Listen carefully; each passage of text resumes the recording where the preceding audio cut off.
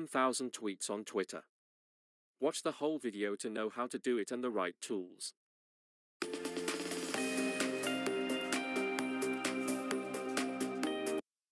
First, you need to enter the Twitter accounts you have here. To post 1,000 posts, you need 1,000 accounts. If the number is less, you need to post more times. And don't forget to attach proxy to help change IP.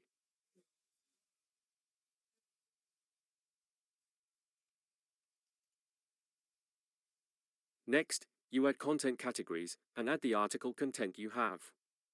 There are two options: add content without content and add content with photos and videos, depending on your choice. Next is the main part. You go to the viral marketing section. Select Tweet, set up all the settings for the number of accounts, time, and articles you want to post. Select all 1,000 of your Twitter accounts and click Start. Let the tool take care of the rest.